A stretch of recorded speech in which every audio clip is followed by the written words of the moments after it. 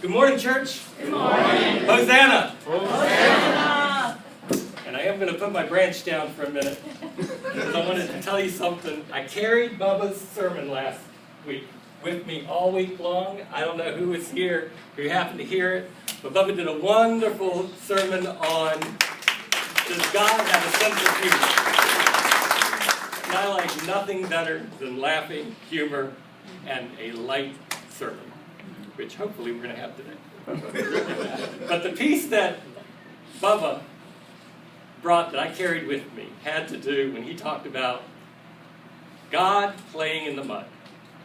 And I just thought, that is such a neat picture. And he talked about God making Adam and breathing life into Adam. And then he talked about Jesus playing in the mud. Because Jesus decided it was going to be the clay that he took and put on the blind woman's eyes so that she would see. Well, anybody who knows me has probably heard this story, but I'm going to tell it anyway for the few who may not have heard it, because it also dealt with mud. Only this was a scientist. And scientists, as you know, try to figure out and know things. And this scientist had worked very hard his whole life and actually unlocked a lot of mysteries. And finally he was confident.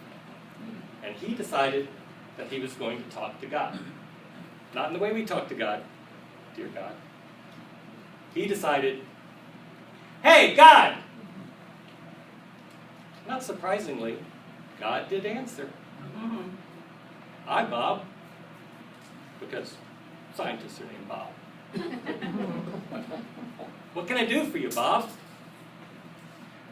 God, I thought we'd update you. We have actually figured out almost all the mysteries of life now, and, well, I really don't think we need you anymore. God said, really? He said, I am really sorry to hear that. He's like, tell me more about what you've discovered. And the scientist said, oh, it's been a long journey, but we are actually at the point now we can create life, we can take clay, mold it, and we can breathe life into a human being. God said, wow, congratulations, that's very good. He said, do you mind if I see that? The scientist proudly said, sure. And so he went down, picked up a bunch of clay, and carefully started molding it, and God said, no. You get your own dirt.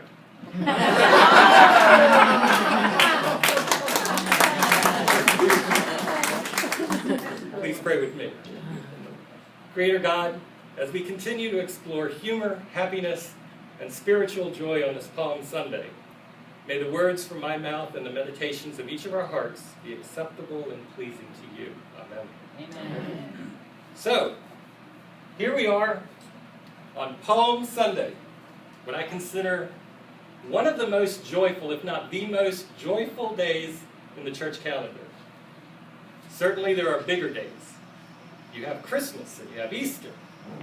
But leading up to Christmas is Advent, and that is more centered around anticipation and awe and wonder.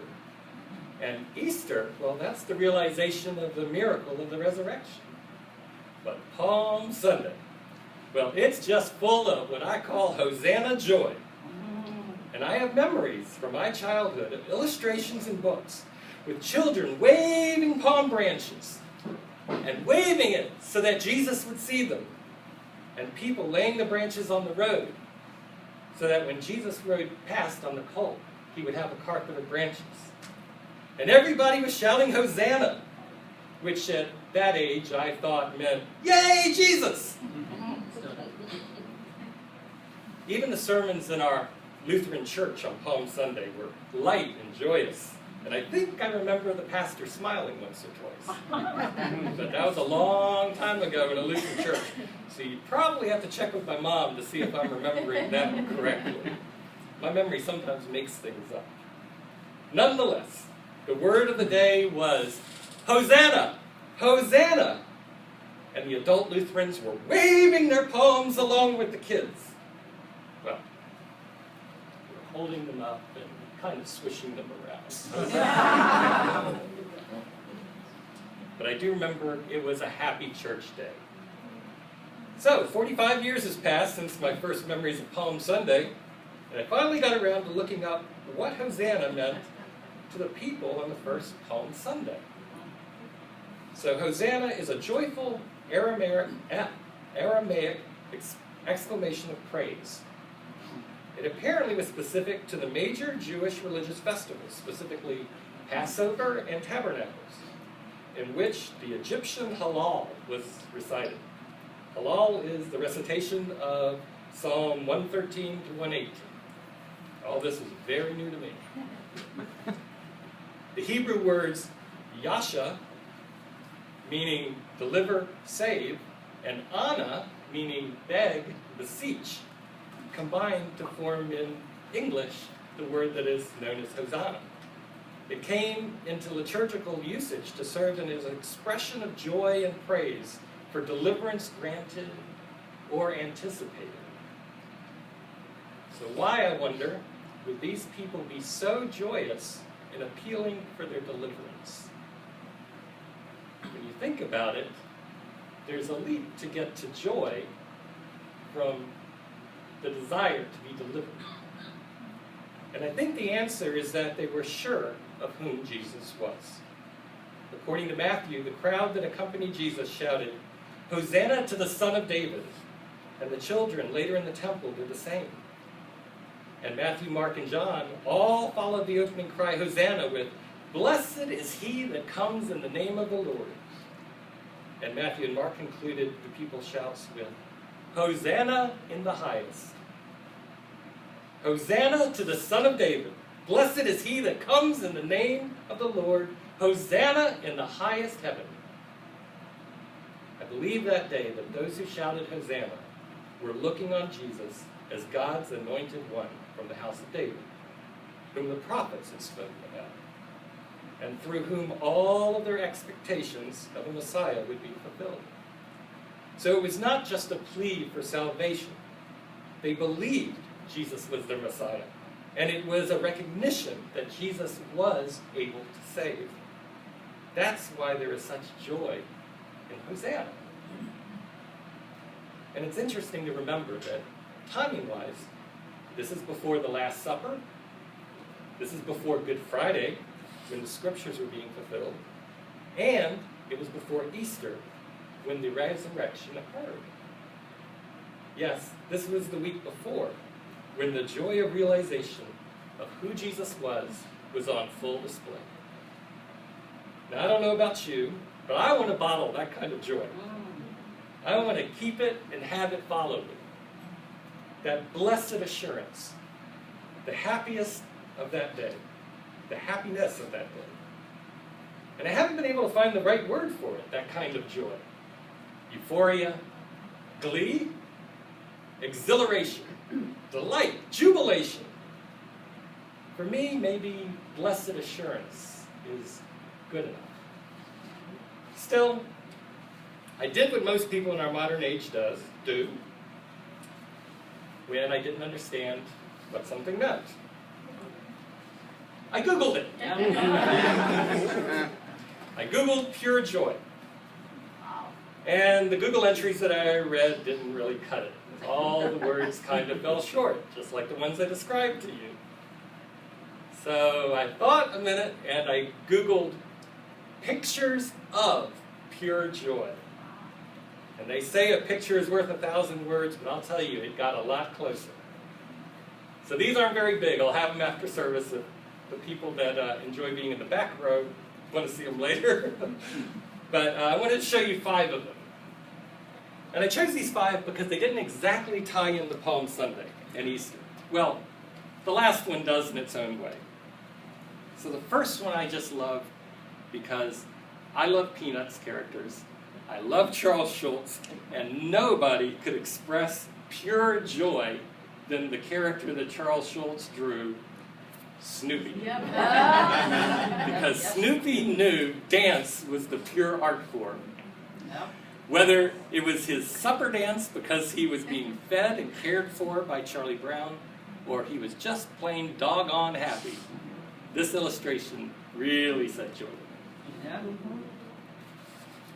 I picked the next two because they were of people, and because one was joyous with eyes wide open, and the other one was joyous with eyes shut.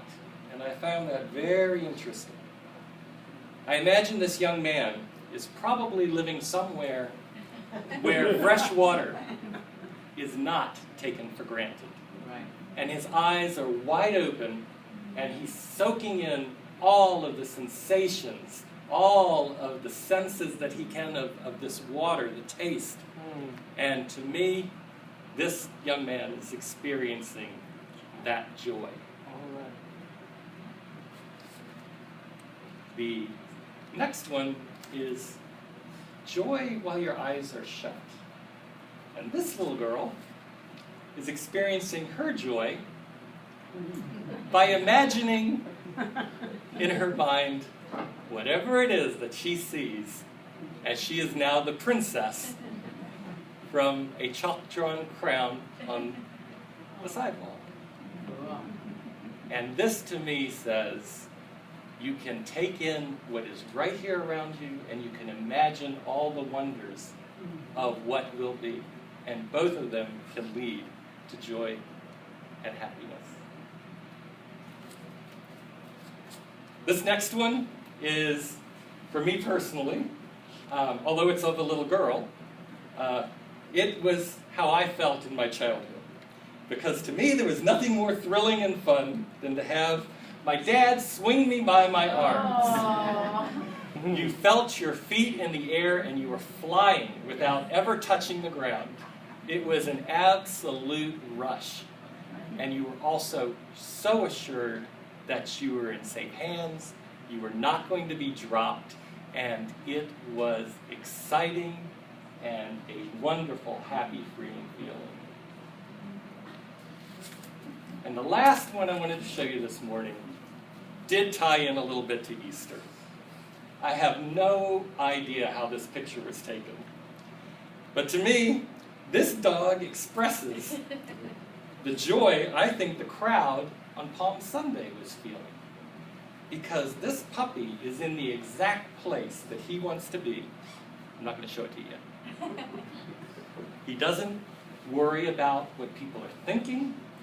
He doesn't worry about what people are taking on in seeing him. He is just being. And this is my Easter puppy picture